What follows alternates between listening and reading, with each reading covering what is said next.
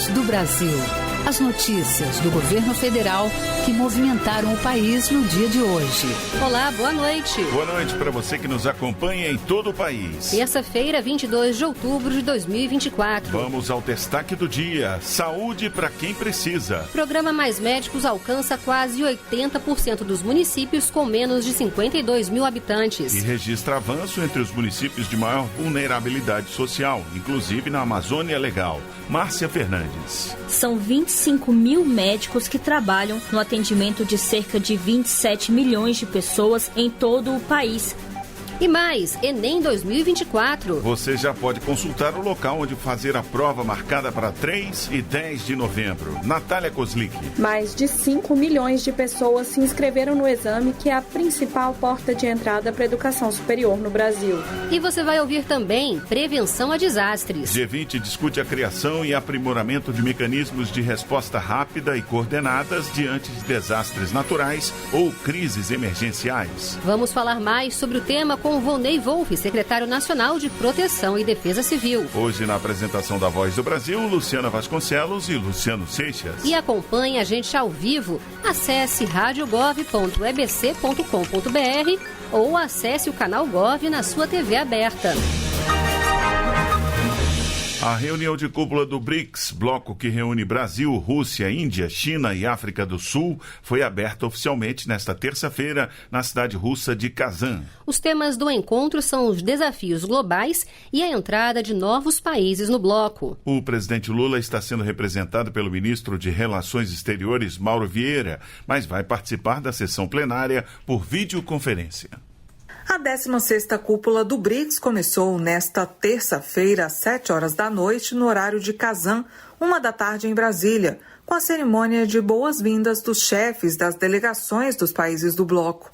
Um jantar oficial foi oferecido pelo presidente da Rússia, Vladimir Putin, na prefeitura da cidade. Na manhã desta terça-feira, o presidente Lula recebeu um telefonema de Vladimir Putin, que durou cerca de 20 minutos. Segundo nota publicada pelo Palácio do Planalto, durante a conversa, Putin perguntou sobre o estado de saúde de Lula após o acidente doméstico no último sábado e lamentou o cancelamento da viagem. Os dois ainda conversaram sobre os últimos arranjos para a participação do presidente brasileiro por videoconferência. Nesta quarta-feira, serão realizadas as sessões plenárias restrita e ampliada, com a presença dos líderes dos países membros do BRICS.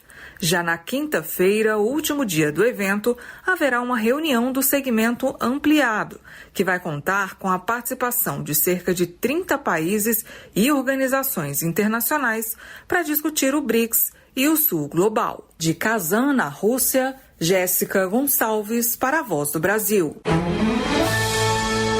No próximo mês, o Brasil vai sediar a cúpula do G20, grupo das 19 maiores economias do mundo, além de União Europeia e União Africana. As tragédias climáticas e os impactos para as populações nas cidades serão discutidos durante o evento. Um grupo de trabalho de redução do risco de desastres vai se reunir na semana que vem no Pará. Na pauta, a prevenção de desastres e eventos climáticos em periferias. Para tratar desse assunto e das ações de defesa civil em todo o país, recebemos ao vivo, na Voz do Brasil, Volney Wolff, secretário nacional de Proteção e Defesa Civil do Ministério da Integração e do Desenvolvimento Regional. Boa noite, secretário, bem-vindo. Boa noite, Luciano. Boa noite, Luciana. Secretário, no dia 30 de outubro, em Belém, começa a reunião do Grupo de Trabalho de Redução do Risco de Desastres do G20. Qual vai ser a pauta desse encontro? Eu gostaria de começar aqui cumprimentando a todos os nossos ouvintes da Rádio da Voz do Brasil. Em especial, eu acabei de sair do gabinete do ministro Valdez Góes, em especial, então, mando um abraço que ele pediu para eu mandar para a população do Amazonas, que assiste esse programa. Essa reunião, ela acontece, é uma reunião do grupo de redução dos desastres, mas eu gostaria de dizer que o G20 é um grande fórum, reúne das 20 maiores economias do mundo, é um fórum que trabalha com economia, trabalho, saúde, e um dos grupos é o grupo de redução de risco de desastres. Dentro desse grupo, a ideia é discutir os principais problemas que o Brasil e essas nações enfrentam com relação principalmente aos desafios que o clima nos coloca nos dias de hoje. A gente tem assistido aí, principalmente no Brasil, mas no mundo, chuvas intensas, secas severas, e isso traz, além de perdas e danos, a possibilidade de perdas de vidas humanas. Então, esse grupo do G20, ele se propõe a discutir esses problemas todos e apontar direções, apontar soluções, no sentido de que os países que fazem parte desse grupo possam adotar e replicar isso para outros países além do G20. Então, é uma discussão muito intensa em cima de boas práticas, o que o mundo tem feito dentro do G20, mas também fora do G20, que é possível ser replicado como uma boa prática no sentido de reduzir os riscos de desastres. E, secretário, esses problemas que o senhor falou, como estiagem, chuva, são os principais problemas climáticos do mundo todo, desses países principalmente do G20? A gente sempre diz o seguinte, que as chuvas intensas, ou seja, elas provocam o que a gente chama de risco hidrológico, mas também o risco hidrológico. Então, as inundações são o desastre que acomete a maior parte da população, principalmente aquela população mais vulnerável, que mora próximos aos rios e córregos, né? Mas ela também é capaz de causar o chamado risco geológico, que são as pessoas que moram nas encostas. Então, geralmente, nessas épocas de chuvas intensas, a gente está sujeito, essas populações estão sujeitas a inundações e aos deslizamentos. Os deslizamentos são os desastres onde há maior perda de vidas humanas. E quais são os planos de longo prazo para a prevenção de desastres, secretário? Então, eu gostaria de voltar um pouquinho, né, que prevenção, a cultura da prevenção é uma coisa muito nova no nosso país. Para vocês terem uma ideia, a gente começou a discutir a prevenção a partir de 2012, quando foi instituída a Lei 12.608, que institui a Política Nacional de Prevenção e Defesa Civil, e ali houve uma queda de paradigma, porque antes disso só discutia a gestão do desastre. A partir de 12 passamos a discutir a gestão dos riscos, né? E aí colocado a prevenção. E foi exatamente nesse momento que o governo brasileiro, aí na presidência da presidente Dilma, conseguiu alocar recursos dentro do orçamento do governo federal para que a gente possa, para que fosse possível a gente fazer obras de prevenção, tanto para combater o risco geológico, né, quanto para combater o risco hidrológico. Então, grandes obras de macro e microdrenagem foram feitas com os recursos alocados a partir daquela época. Grandes obras de contenção de encosta, no PAC Encosta, foram feitas a partir daquela época. Então, é muito recente, a partir de 2012, e complementando, né, com a volta do presidente Lula, foi possível restabelecer esses orçamentos que haviam sido esgotados no governo anterior. Então, a gente voltou a ter orçamento suficiente para que seja possível a gente retomar essas obras de prevenção no Brasil. Secretário, agora a gente está chegando no fim, mas a gente não pode deixar de falar. O senhor está falando de prevenção. A gente está chegando agora no momento onde começa a chover muito em todo o país. Qual o trabalho de prevenção que a Defesa Civil está fazendo nesse momento, por exemplo? Bem, a gente precisa pensar a Defesa Civil como um sistema, né? Um sistema vertical onde temos a Defesa Civil Federal, a Defesa Civil de Estados e a Defesa Civil de municípios.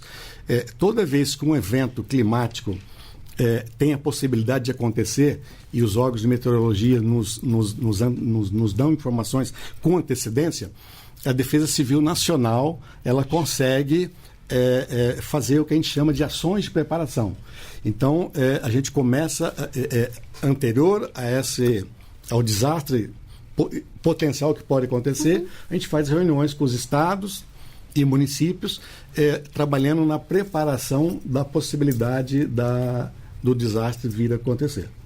Perfeito. E como é que o cidadão pode entrar em contato com a Defesa Civil, secretário? Então, a Defesa Civis, a nível de Brasil, estados e municípios, ela responde no telefone 199 para emergências e para orientações de uma maneira geral. Tá ótimo. Nós conversamos com o secretário nacional de Proteção e Defesa Civil do Ministério da Integração e do Desenvolvimento Regional, Volney Wolff. Muito obrigada pela sua participação aqui na Voz do Brasil. Obrigado. 80% dos 4.900 municípios brasileiros com menos de 52 mil habitantes já são atendidos pelo programa Mais Médicos. Nas cidades com maior vulnerabilidade social, 60% dos médicos participam do programa criado em outubro de 2013. E pela primeira vez chegaram médicos em municípios de alta vulnerabilidade da Amazônia Legal. O objetivo do programa é fortalecer a atenção primária no Brasil e garantir o acesso a médicos em regiões carentes. Santa Isabel do Rio Negro é um município com cerca de 25 mil habitantes no estado do Amazonas. O acesso à cidade só é feito por avião ou barco, o que dificulta a oferta de serviços públicos à população.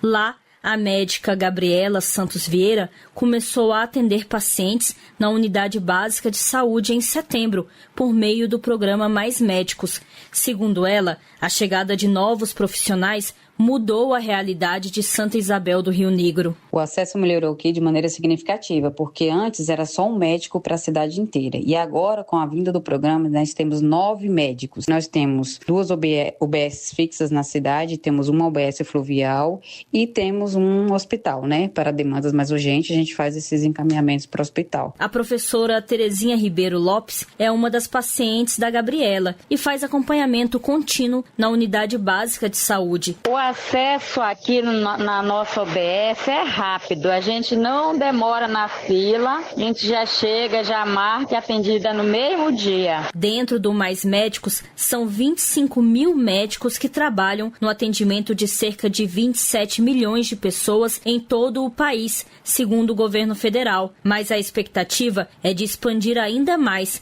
para alcançar o total de 28 mil médicos. De acordo com dados do Ministério da Saúde, o programa está presente em 80% dos 4.900 municípios brasileiros que têm menos de 52 mil habitantes. Desse total, 60% dos médicos estão em regiões de alta vulnerabilidade social. O programa também expandiu a assistência na região da chamada Amazônia Legal. A região engloba 9 estados que pertencem à Bacia Amazônica, com área de aproximadamente 5 milhões de quilômetros quadrados. O Mais Médicos também traz benefícios para os profissionais da saúde, como explica Felipe Proenço, secretário de Atenção Primária à Saúde do Ministério da Saúde.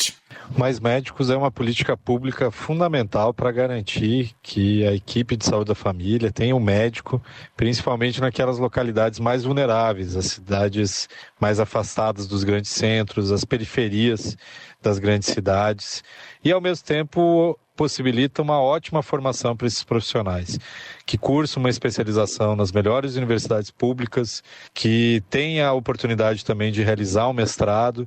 O Mais Médicos também expandiu a oferta de assistência à saúde indígena. No início do ano, foram abertas 196 novas vagas para médicos atuarem nos distritos sanitários especiais indígenas. Desde o início de 2023, a quantidade de médicos nos territórios indígenas mais do que dobrou e, com um novo edital, a expectativa é que cerca de 700 médicos atuem nas comunidades tradicionais e indígenas. Reportagem Márcia Fernandes. A Agência Nacional de Vigilância Sanitária, Anvisa, autorizou o início do ensaio clínico do medicamento oral contra a dengue. Nesta fase será avaliada a segurança e a eficácia do remédio em pacientes infectados com qualquer um dos sorotipos da doença. Além do Brasil, o ensaio clínico está sendo realizado em Singapura, na Índia, na Malásia e no Vietnã. Só deste ano, o Ministério da Saúde registrou cerca de 6,5 milhões de casos prováveis de dengue e mais de 5.600 mortes. Mais de 5 milhões de pessoas se inscreveram para o Exame Nacional do Ensino Médio. E hoje foram divulgados os locais onde as provas serão realizadas nos dias 3 e 10 de novembro. Vamos ouvir agora informações importantes para o dia da prova. Na página do participante, os inscritos no Enem já podem acessar, a partir desta terça-feira, o cartão de confirmação da inscrição. No documento constam o local de prova, data, horário, idioma escolhido, entre outras informações. Apesar de não ser obrigatório, é recomendado levá-lo nos dias de aplicação do exame, em 3 e 10 de novembro. Para a identificação dos candidatos, serão aceitos documentos como carteira de identidade, passaporte e carteira de habilitação. No caso de documentos digitais, eles podem ser apresentados por meio do aplicativo gov.br. É importante lembrar que capturas de tela não serão válidas. E atenção, não será mais aceito o boletim de ocorrência em caso de perda de documentos físicos, para garantir mais segurança ao exame. Os resultados do Enem são usados como critério para processos seletivos, como o SISU e o ProUni, e auxílios governamentais, como o Fundo de Financiamento Estudantil, o FIES. Para consultar o cartão de confirmação e outras informações sobre o exame, é só acessar www.enem.inep.gov.br/participante. Natália Kozlik para a Voz do Brasil. O FMI, Fundo Monetário Internacional, responsável por promover a cooperação monetária entre países, aumentou a previsão de crescimento para o Brasil em 2024 para 3%, com um aumento de 0,9%. Segundo o diretor executivo no Brasil do FMI, André Roncalha, esse foi o maior ajuste de crescimento entre todos os 191 países que o fundo acompanha. Roncalha explicou os motivos dessa expectativa. Para o fundo é um reflexo tanto das políticas que vêm sendo tomadas do ponto de vista fiscal, mas também do efeito dos investimentos, dos gastos que o governo vem fazendo na recuperação do Rio Grande do Sul e também o próprio efeito da reforma tributária sobre as expectativas da economia e a melhoria do ambiente de negócios. O ministro da Fazenda, Fernando Haddad, afirmou que essa avaliação representa um crescimento contínuo da economia. Então essa revisão já no fim do ano, que demonstra que a economia brasileira está crescendo com uma inflação relativamente controlada, é sinal de que nós temos um potencial de crescimento sustentável, que não é uma coisa que vai acontecer esse ano e dali a pouco para. Nós temos toda a condição de continuar crescendo. O ministro falou em Washington, capital dos Estados Unidos, durante a agenda em reuniões com o FMI e Banco Mundial. A arrecadação de impostos e contribuições superou os 200 bilhões de reais no mês passado. É o maior resultado para o mês de setembro, segundo o governo federal. A alta indica maior movimentação da economia e também volta para a população por meio de obras e serviços públicos. Foram mais de 203 bilhões de reais de arrecadação federal em setembro, um recorde para o mês. O recolhimento de impostos e contribuições foi 11% maior que a do mesmo período do ano passado, corrigida a inflação. Segundo a Receita Federal, foi registrado um aumento na arrecadação do imposto sobre importação e do imposto sobre produtos industrializados vinculado à importação. Também houve alta na arrecadação previdenciária, mas as maiores receitas foram com o recolhimento do PIS/PASEP e COFINS. O chefe do Centro de Estudos Tributários e Aduaneiros da Receita Federal, Claudemir Malaquias, aponta os indicadores econômicos que influenciaram na alta da arrecadação. A produção industrial teve um crescimento de 1,68%. As vendas de bens, um crescimento de 3,05%. E a massa salarial, em termos nominais, um crescimento de 11,82%. Tivemos aí um forte crescimento nas importações. Todos esses indicadores macroeconômicos impactam positivamente o resultado da arrecadação, um crescimento bastante expressivo, ou seja, a atividade econômica é que está impulsionando o resultado da arrecadação. Todo esse montante recolhido pela Receita Federal, além de movimentar a economia e gerar empregos, volta para a população por meio de investimentos em obras e serviços públicos. O economista e presidente do Conselho Regional de Economia de São Paulo, Pedro Afonso Gomes, detalha os impactos da alta arrecadação na vida das pessoas. Primeiro, o emprego, que é o fundamental para todas as pessoas. Mais produção, mais comércio, mais circulação de mercadoria e também realização de serviços emprega mais pessoas. Além disso, o próprio Estado tem condições de manter os serviços básicos, como quais sejam segurança, saúde, educação e outros serviços que o Estado presta, por meio dessa arrecadação.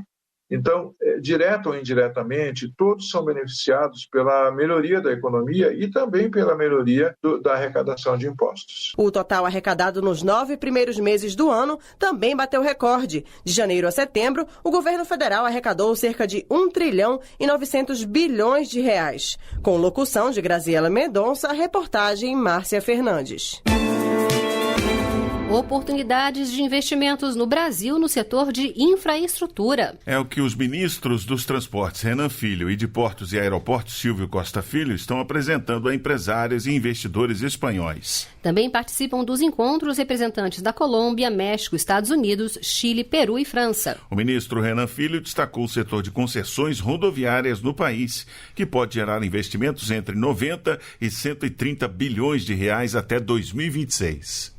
Então, se a gente somar 14 contratos otimizados, mais 35 novos contratos, nós teremos 49 contratos performando no governo do presidente Lula. Então, isso é uma mudança de postura muito grande, como hoje a maior carteira de concessões rodoviárias do mundo. Depois da Espanha, na quinta-feira, os ministros seguem para o Reino Unido para mais uma série de reuniões. Brasil contra fake. Circulam na internet informações falsas, alegando que o governo federal está cortando aposentadorias. Na verdade, o que está em andamento é um programa de revisão específico do INSS, que se concentra apenas em benefícios por incapacidade temporária e benefícios de prestação continuada, sem atualização do cadastro único do governo. O que o governo está fazendo é garantir que os benefícios sejam destinados a quem realmente tem direito. Saiba mais agora no Brasil contra Fake de hoje. Cerca de 680 mil pessoas vão passar por exames periciais até o final do ano para a revisão de benefícios por incapacidade temporária. No entanto, já circulam na internet mensagens e informações falsas de que o governo federal vai cortar aposentadorias de pessoas com mais de 60 anos. Fique atento, isso é mentira. O que de fato está em andamento desde agosto no INSS é um programa de revisão de benefícios por incapacidade temporária com mais de 2 anos e os benefícios de prestação continuada, que estão há mais de 48 meses sem atualização de informações no cadastro único do governo federal. Somente após essa verificação de dados, os casos que não se enquadrarem nos critérios exigidos para o recebimento desses 2 benefícios serão chamados a passar por perícia médica presencial e atualização cadastral. Mas isso não quer dizer que o governo federal vai cortar os benefícios de maneira indiscriminada, como explica Alessandro Stefanuto, presidente do INSS. Quando se fala de revisão, de benefício, de olhar tudo direito, já começa o pessoal a falar que vai pegar e vai cancelar benefício de todo mundo. Isso é mentira. As revisões de benefício não atingem as aposentadorias por tempo de serviço, né? Contribuição, por idade. O que está fazendo a INSS? Nós estamos garantindo que haja recurso para pagar quem tem direito, porque não se pode pagar benefício a quem não tem direito. Essa história de 800 mil benefícios que vão ser cortados porque o presidente mandou, etc., isso é mentira. Não existe essa história. Não caia em fake news. Entre no site da INSS, no site do governo federal e veja a verdade. O INSS alerta aos segurados para terem cuidado e evitem cair em golpes. Na hora de se informar, busque fontes confiáveis. Reportagem Leandro Molina. Para mais informações, acesse gov.br/Brasil contra fake. O 7º voo de repatriação de brasileiros e familiares pousou nesta tarde na base aérea de São Paulo. A aeronave da Força Aérea Brasileira deixou a zona de conflito no Líbano ontem, com 82 passageiros a bordo, incluindo 11 crianças de colo e um pet. Com mais essa etapa, a Operação Raízes do Cedro terá resgatado desde o início do mês 1.399 brasileiros e familiares, além de 16 pets.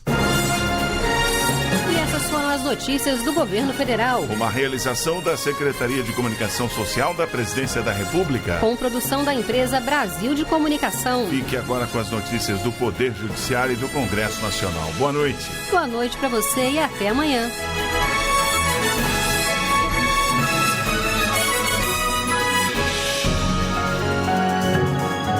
A Voz do Brasil.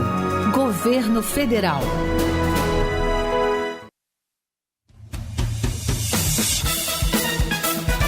Você vai ouvir agora notícias do Poder Judiciário. Supremo Tribunal Federal faz audiência pública para discutir o programa Escola Cívico-Militar no estado de São Paulo. Primeira turma do STF mantém proibição de que ex-presidente Jair Bolsonaro saia do país. No Paraná, homem condenado por feminicídio terá que ressarcir o INSS pela pensão paga às filhas da vítima. Boa noite, eu sou Ariana Fonseca. E eu sou Walter Lima. Supremo Tribunal Federal realiza audiência pública para debater o programa Escola Cívico-Militar no estado de São Paulo. As duas ações contra a lei paulista foram apresentadas pelo PSOL e pelo PT. Fernanda Porto. Diante da complexidade, o relator, o ministro Gilmar Mendes, convocou a audiência pública para basear o plenário do STF no julgamento das duas ações. Na abertura da audiência, o decano do STF ressaltou os principais pontos do debate. Escolas militares e cívico-militares no Brasil, sua evolução. Distinção prática entre escolas militares e escolas cívico-militares. Impactos financeiros e orçamentários na implementação de escolas cívico-militares. Dinâmica pedagógica, escolas convencionais, escolas militares e escolas cívico-militares. Ao todo, foram convocados 35 expositores, dentre eles deputados estaduais de São Paulo, militares, professores, pesquisadores em financiamento da educação, representantes de sindicatos e dos poderes públicos. Primeira turma do STF mantém decisões que proíbem o ex-presidente Jair Bolsonaro de viajar para o exterior e de ter contato com outros investigados pelos mesmos fatos que ele. A decisão unânime foi tomada nos processos sobre tentativa de golpe de Estado e sobre o caso do suposto desvio de joias recebidas de autoridades estrangeiras.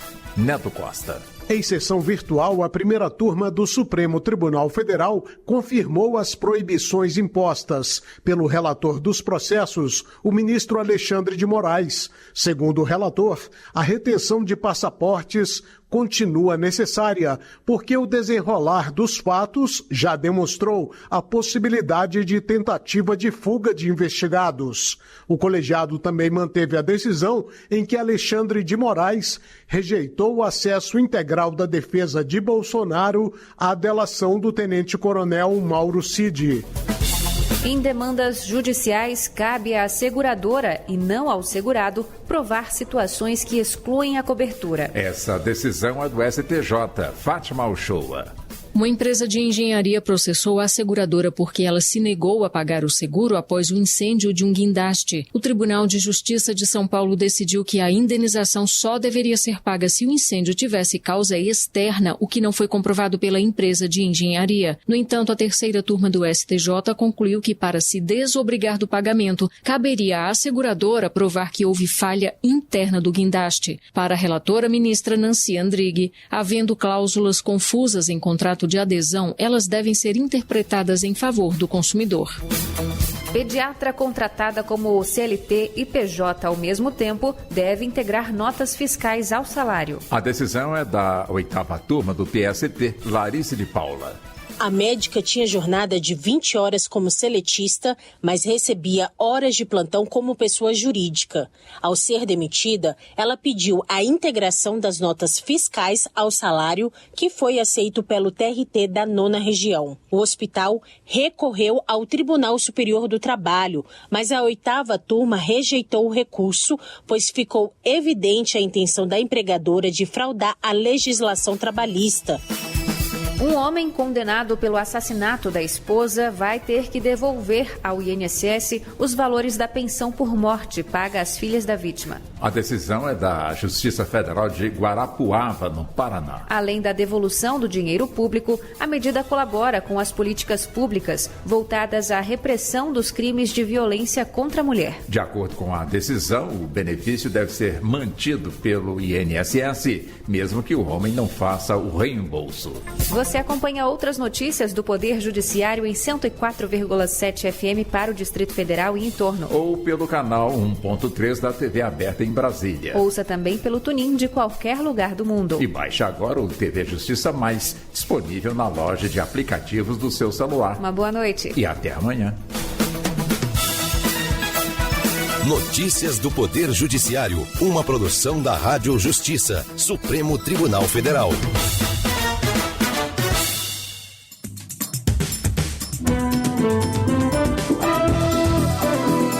Está no ar o Jornal do Senado.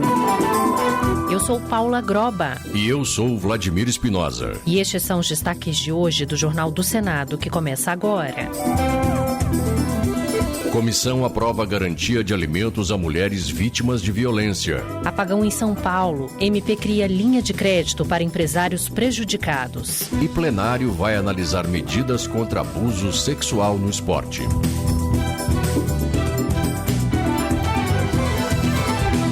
Boa noite.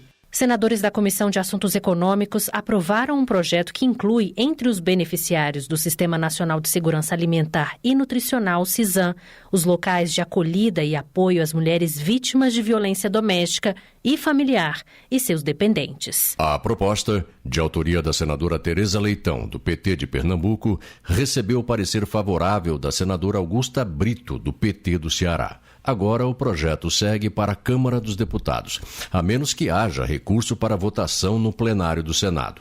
Segundo Tereza Leitão, é fundamental garantir o funcionamento da rede de atendimento às mulheres em situação de violência. Destacando que é mais uma forma de garantir apoio, acolhimento às mulheres vítimas de violência. Essa é uma luta grande que precisa ser travada em todas as frentes. Ao defender o projeto, a relatora senadora Augusta Brito destacou o alto índice de vítimas desse tipo de violência sem acesso a recursos financeiros e em situação de vulnerabilidade social. Nós temos aqui um dado no estado do Ceará que 65% das mulheres que sofreram violência doméstica e familiar voltam a morar com seu agressor exatamente pela dependência financeira. É fundamental que o Estado ofereça o suporte necessário a estas mulheres na busca de, no mínimo, a dignidade e a chance de reconstruir as suas vidas. A Comissão de Assuntos Econômicos também concluiu hoje a votação da proposta que torna permanentes os recursos do PRONAMP, por meio da manutenção do Fundo Garantidor de Operações. O PRONAMP foi criado durante a pandemia de Covid-19 para facilitar o acesso ao crédito e auxiliar na recuperação econômica de pequenas empresas. Os detalhes com Bruno Lourenço. Sem essa alteração, os recursos recuperados para o PRONAMP voltariam para o Caixa da União a partir de 2025. O projeto foi apresentado pela bancada de Santa Catarina. O relator, senador Laércio Oliveira, do PP de Sergipe, acertou com o governo que metade do dinheiro voltará a compor o fundo, enquanto o restante será destinado para o programa Pé de Meia, que deposita recursos nas contas de alunos do ensino médio que não desistirem dos estudos. Vale dizer que existia uma intenção do governo de transferir os recursos do PRONAMP para o programa Pé de Meia. Assim, por meio do acordo celebrado, temos uma distribuição mais igualitária, de modo a viabilizar ambas as políticas públicas igualmente meritórias. Se não houver recurso para a votação em plenário, o projeto segue para a Câmara dos Deputados. E os empresários prejudicados por apagão em São Paulo poderão contar com crédito do PRONAMP. É o que diz uma medida provisória já em vigor e que passará por votação na Câmara e no Senado. Repórter Júlia Lopes. A medida provisória 1267 permite a utilização de até 150 milhões de reais do Fundo Garantidor de Operações para a cobertura de empréstimos contratados até 31 de dezembro de 2024 no âmbito do PRONAMP, Programa Nacional de Apoio às Microempresas e Empresas de Pequeno Porte. A iniciativa pode alavancar até R$1 bilhão em crédito para pequenos empreendedores. Os recursos serão destinados a empresários que comprovarem prejuízos causados pela interrupção de energia em São Paulo. A MP também prevê a possibilidade de suspensão do pagamento de parcelas de empréstimos antigos e a concessão de carência adicional de até 2 meses para garantir fôlego financeiro aos empresários enquanto se reestabelecem. Para a senadora Mara Gabrilli, do PSD de São Paulo, a ajuda é justa. E a gente não pode permitir que os prejuízos dos dias parados e as perdas financeiras sejam suportadas por eles. Então, o apoio é justo, é essencial para a sobrevivência dessas empresas e dos empregos que elas mantêm. De acordo com a medida provisória, o período de carência para o início dos pagamentos do financiamento será de 12 meses, com um prazo de até 72 meses para a quitação da dívida. A Comissão de Infraestrutura aprovou o uso de recursos públicos para ações de drenagem de águas urbanas em condições emergenciais. A medida vai auxiliar a recuperação dos municípios atingidos pelas enchentes deste ano no Rio Grande do Sul. Repórter César Mendes. O projeto do senador Paulo Paim, do PT Gaúcho, facilita a destinação de recursos federais para a drenagem e o manejo de águas da chuva em locais afetados por calamidade pública, como o Rio Grande do Sul, que teve 478 municípios atingidos por enchentes em maio deste ano. O texto retira as condicionantes previstas na Política Nacional de Saneamento Básico para o uso de recursos da União nessas situações, como as exigências de eficiência técnica e financeira e de controle de perdas de água na distribuição. Para o relator, senador Confúcio Moura, do MDB de Rondônia, a aprovação da proposta é urgente para beneficiar o Rio Grande do Sul, que ainda lida com inúmeros problemas decorrentes das inundações deste ano. A medida visa facilitar o acesso a recursos financeiros por municípios em situação de emergência e ou calamidade pública reconhecidos pelo Poder Executivo Federal. Aprovado na Comissão de Infraestrutura, o projeto segue para a Câmara dos Deputados, se não houver recurso para a votação no plenário. O relator do orçamento deve apresentar nos próximos dias um projeto que visa aumentar a transparência das emendas individuais impositivas que garantem a execução de recursos para projetos específicos. Essas emendas são uma ferramenta importante para os parlamentares, pois permitem que eles direcionem recursos para obras, serviços e ações em suas regiões, atendendo às necessidades locais. A proposta prevê a divulgação do repasse de recursos pelo Ministério à Câmara de Vereadores e aos Tribunais de Contas, além de proibir a destinação do dinheiro para estados diferentes do parlamentar. As informações com Érica Christian. O relator do orçamento de 2025, senador Ângelo Coronel, do PSD da Bahia, deverá apresentar em breve um projeto do pagamento das transferências especiais, as emendas individuais positivas ou recursos do Executivo que bancam obras e projetos dos parlamentares nos municípios. Recentemente, o ministro do Supremo Tribunal Federal, Flávio Dino, suspendeu os repasses, alegando falta de transparência. Ângelo Coronel avalia que as novas regras vão garantir que o recurso seja rastreável. Quando você destinar um valor Pix para um município, o Ministério dispara um e-mail para a Câmara de Vereadores, informando que o parlamentar X destinou aquele valor para a obra tal, e também será comunicado aos tribunais de contas para que com isso se tenha total transparência. Ângelo Coronel anunciou a proibição de um parlamentar destinar a emenda para outro estado que não seja o de origem. A exceção será para instituições que atuam em todo o país. O projeto também deverá reduzir pela metade o número de emendas de bancada, que hoje são 20, além de definir que a distribuição dos recursos vai considerar a quantidade de senadores por partido.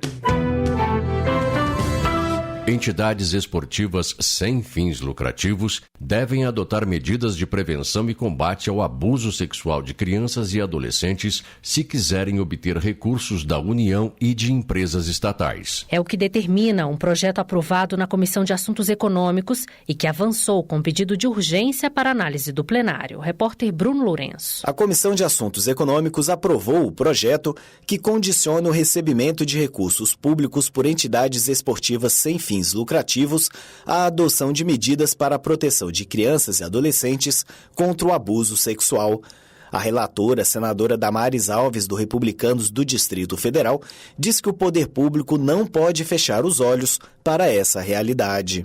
E a gente sabe que esta é uma realidade e esse projeto de lei, bem nesta linha, da gente proibir, inibir e a gente punir também com o não repasse de recursos públicos para instituições que foram coniventes ou então que foram sede do abuso sexual de crianças e adolescentes em nome do esporte.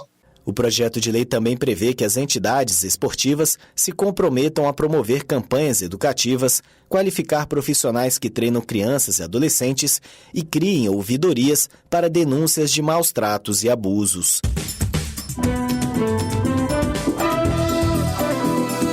Com trabalhos técnicos de Eric Bento, o Jornal do Senado fica por aqui. Acompanhe agora as notícias da Câmara dos Deputados. Boa noite. Uma boa noite e até amanhã.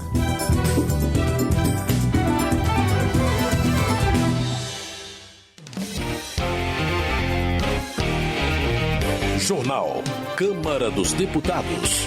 Lei aprovada na Câmara define novos critérios de transparência na educação. Proposta amplia finalidades de programa de apoio às pessoas com deficiência. Deputados propõem fiscalização mais rígida sobre concessionárias de energia. Boa noite. Jorge Braz, do Republicanos do Rio de Janeiro, apoia projeto que obriga as concessionárias de energia elétrica dos estados e do Distrito Federal a disponibilizarem aos consumidores, por meio da internet, dados detalhados sobre o consumo de energia. O deputado destaca que o objetivo principal da matéria é promover transparência nas relações de consumo. Segundo Jorge Braz, que foi relator da proposta na Comissão de Defesa do Consumidor, o projeto vai permitir que os usuários fiscalizem a prestação dos serviços públicos. Além disso, o deputado ressalta que a matéria não trará altos custos às concessionárias, uma vez que as informações já são monitoradas e registradas por elas. Frente aos constantes apagões ocorridos após as privatizações de concessionárias elétricas, Otto Alencar Filho, do PSD da Bahia, apresentou o projeto para tornar obrigatória a aplicação de 25% do lucro líquido anual das empresas em ações de expansão, modernização e manutenção de suas redes. Otto Alencar Filho sublinha o lucro de 3,3 bilhões da Enel, distribuidora de energia de São Paulo, em 2022, enquanto consumidores enfrentam perdas advindas de interrupções e oscilações de energia. Com a obrigatoriedade dos investimentos, o deputado espera uma prestação de serviço mais eficiente e confiável, beneficiando a sociedade. Esporte. Lúcio Moschini, do MDB de Rondônia, apresentou o projeto que proíbe o uso de recursos de programas sociais para a realização de apostas em qualquer modalidade. O deputado pontua que a matéria busca assegurar que os benefícios sejam utilizados exclusivamente para atender às necessidades básicas das famílias. Lúcio Moschini acrescenta que a medida também quer preservar a integridade das políticas sociais e proteger indivíduos vulneráveis de situações de endividamento. Além disso, segundo o deputado, o projeto visa garantir que os recursos sejam aplicados na melhoria das condições de vida das famílias. Segurança Pública. Césio Silva, do Republicanos de Pernambuco, alarmado pelo aumento de 30% nas denúncias de violência contra idosos registradas pela Ouvidoria Nacional de Direitos Humanos nos primeiros meses do ano, apresentou o projeto para criar o Cadastro Nacional de Pessoas Condenadas por Violência contra Pessoas Idosas, CNVI. De acordo com o Césio Silva, o banco de dados unificado e compartilhado entre órgãos de segurança pública federais e estaduais deverá conter informações pessoais, bem como as razões que levaram à condenação dos agressores e golpistas, visando impedir a reincidência dos crimes e alertar a sociedade quando esses criminosos mudarem de estado. Educação. Entra em vigor lei com novos critérios de transparência para instituições de ensino. A repórter Maria Neves conta quais as medidas a serem adotadas. Já está em vigor a lei que estabelece novos critérios de transparência e controle social para escolas públicas.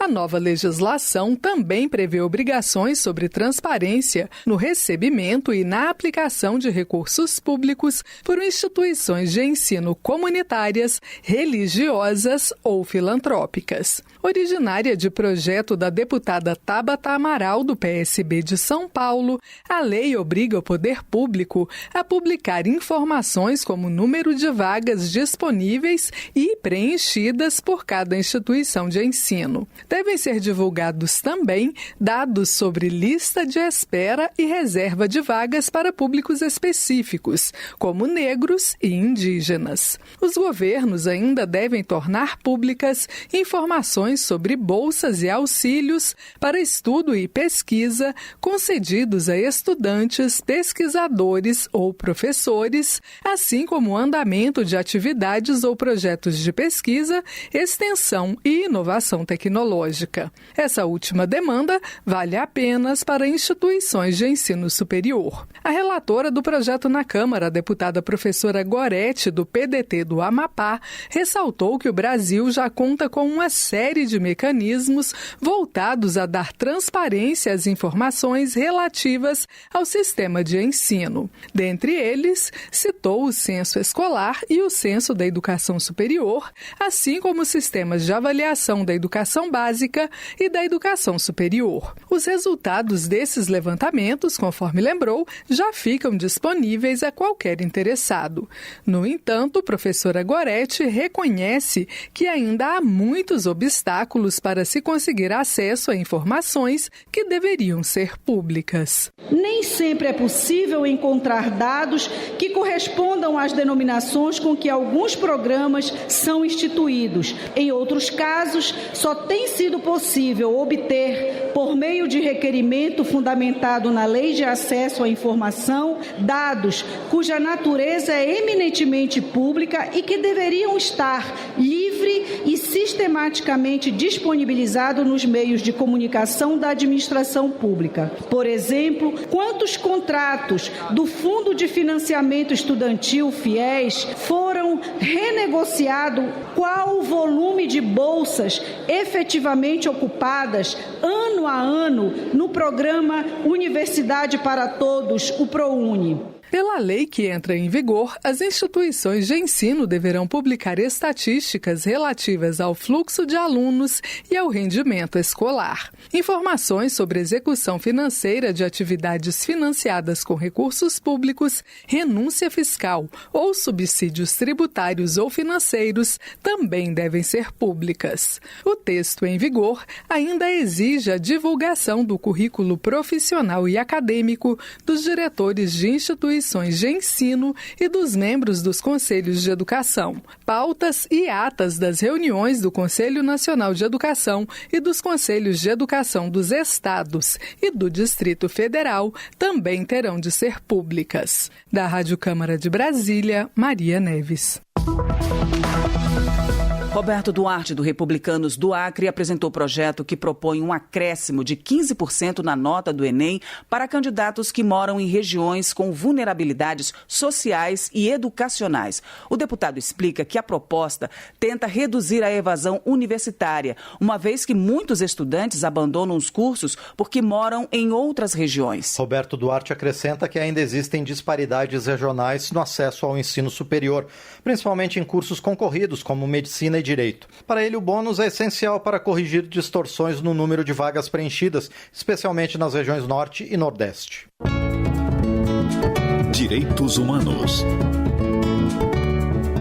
Paulo Aze, do União da Bahia, é um dos coautores do projeto que propõe a criação do Fundo Nacional de Reparação Econômica e Promoção da Igualdade Racial, visando oferecer suporte econômico para empreendedores pretos e pardos para garantir igualdade de oportunidades e inclusão social. O texto subscrito por Paulo Aze busca sanar a falta de recursos financeiros públicos e privados disponibilizados à população negra, somando-se a outras matérias em tramitação no Congresso que buscam reparar a marginalização sofrida por negros e pardos ao longo da história brasileira. Parecer do deputado Paulo Guedes, do PT de Minas Gerais, ao projeto que pretende acabar com as filas de espera no programa Bolsa Família, foi aprovado pela Comissão de Finanças e Tributação. O texto determina também a existência de orçamento suficiente para atender a todos os beneficiários do programa. Na defesa do projeto, o deputado Paulo Guedes argumenta que a matéria reafirma garantias constitucionais, dentre elas o direito de todo brasileiro em situação de vulnerabilidade a uma renda básica familiar, e está em harmonia com o compromisso do atual governo de combater a fome e a pobreza. Nova lei incentiva a inclusão de pessoas com autismo no mercado de trabalho. O repórter José Carlos Oliveira tem os detalhes. Já está valendo a lei que estimula a contratação de pessoas com autismo como empregado ou aprendiz no mercado de trabalho.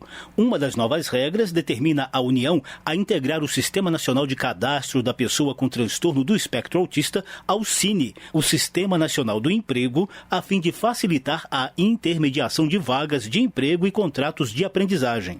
Outras esferas de governo que aderirem ao SINE também deverão seguir as diretrizes da Associação Nacional de Normas Técnicas sobre Acessibilidade. A medida pode beneficiar cerca de 5.600.000 pessoas com autismo no Brasil.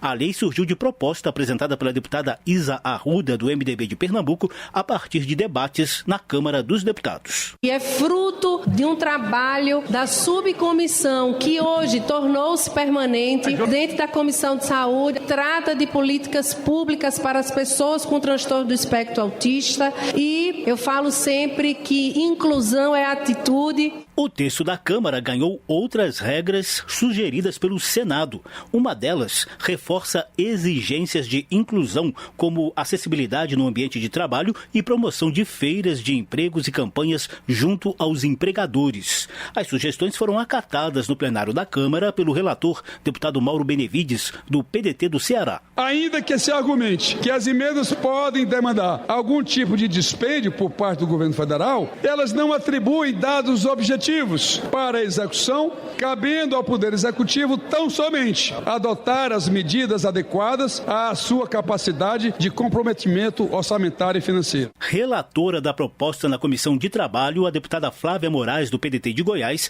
também destaca outros benefícios práticos da lei, como a ampliação de oportunidades de socialização, independência financeira, autoestima, realização pessoal e aprimoramento de habilidades específicas e interpessoais. Transtorno do espectro autista engloba uma ampla gama de condições caracterizadas por desafios com habilidades sociais, comportamentos repetitivos, fala e comunicação não verbal. O emprego para pessoas com deficiência não só oferece uma fonte de renda, mas também ajuda a combater o estigma e a discriminação, promovendo a igualdade de oportunidades. Flávia Moraes acrescenta que a inclusão pretendida com a nova lei prevê pleno respeito a particularidades e potencialidades das pessoas com autismo no mercado de trabalho. Da Rádio Câmara de Brasília, José Carlos Oliveira. Jadiel Alencar, do Republicanos do Piauí, é autor de projeto que cria um programa para facilitar o acesso de pessoas com autismo a tratamentos à base de canabidiol pelo Sistema Único de Saúde. Segundo o deputado, decisões judiciais garantindo o direito reforçam a necessidade de regulamentar e ampliar o acesso ao canabidiol para essa população. Jadiel Alencar também destaca que pesquisas recentes apontam resultados promissores no uso do CBD em pacientes com transtorno do espectro autista, revelando melhorias nas interações sociais, na comunicação verbal e na redução de comportamentos agressivos e hiperativos. Saúde. Proposta amplia finalidades de programa de apoio à pessoa com deficiência. A repórter Paula Moraes nos conta quais as mudanças. A Câmara analisa uma proposta que amplia as finalidades do Programa Nacional de Apoio à Atenção da Saúde da Pessoa com Deficiência. A lei atual estabelece que o programa deverá ser implementado com incentivos fiscais a ações e serviços de reabilitação desenvolvidos por pessoas jurídicas para atendimento a pessoas com deficiência e pessoas com transtorno do espectro autista. A finalidade é captar e canalizar recursos para estimular e desenvolver a prevenção, o tratamento e a reabilitação dos beneficiários. O projeto passou pela Comissão de Finanças e Tributação e o texto aprovado incluiu entre as finalidades do programa o uso de recursos na capacitação de quem atua para desenvolver as habilidades de integração das pessoas com deficiência e a reforma e a adaptação das estruturas físicas de locais de atendimento.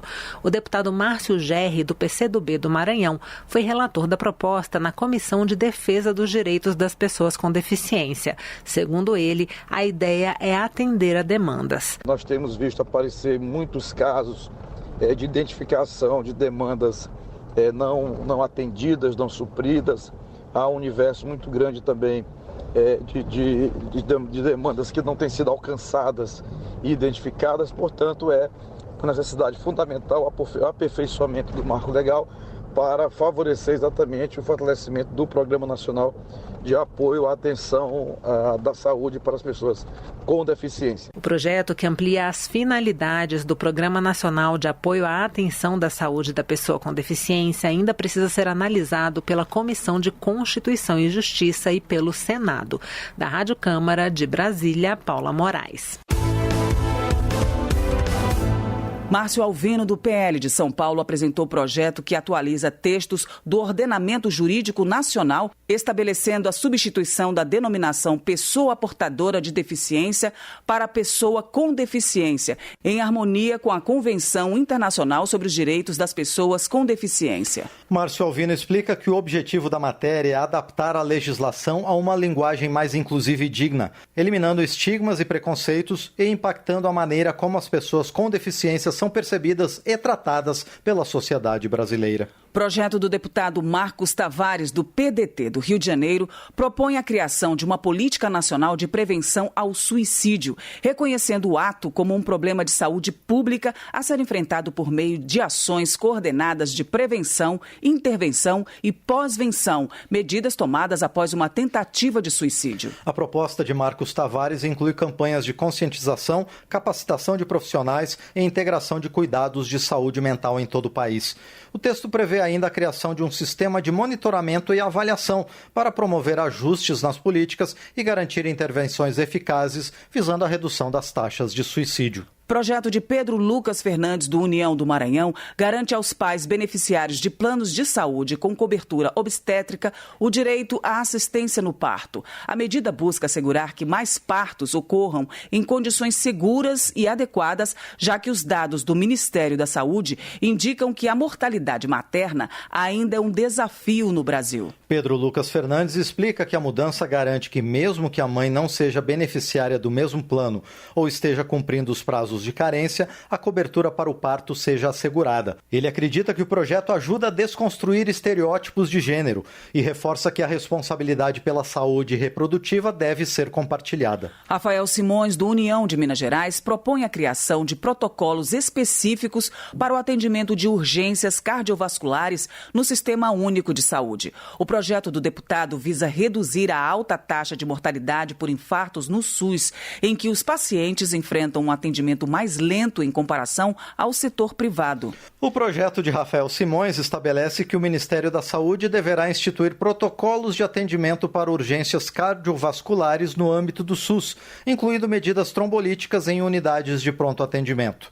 Segundo o parlamentar, a ideia é aumentar as chances de sobrevivência e oferecer um tratamento menos desigual no setor público. Justiça.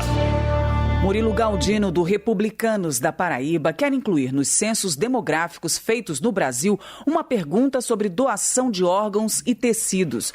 De acordo com o legislador, com os dados coletados, serão criadas políticas públicas e campanhas para incentivar o ato de solidariedade. Murilo Galdino reforça que a doação de órgãos pode salvar vidas e só é feita com o consentimento expresso, razão pela qual as campanhas de conscientização são imprescindíveis.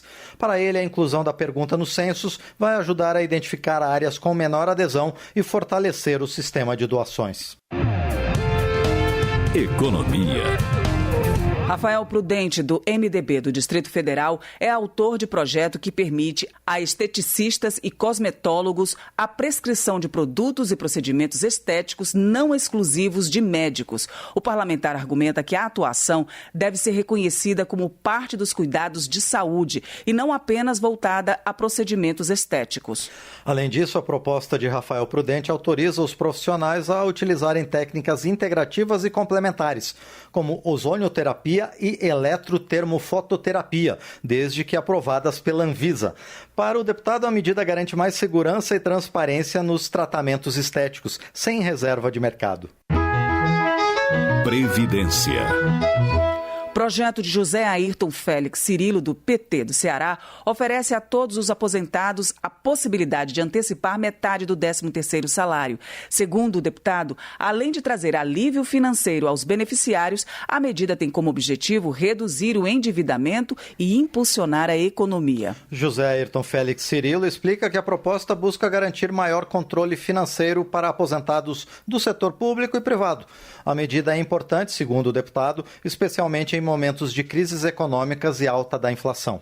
Termina aqui o jornal Câmara dos Deputados, com trabalhos técnicos de Rafael Santos e apresentação de Márcio Aquiles Sardi e Val Monteiro. Boa noite. A Voz do Brasil volta amanhã. Boa noite. Você ouviu A Voz do Brasil. Boa noite.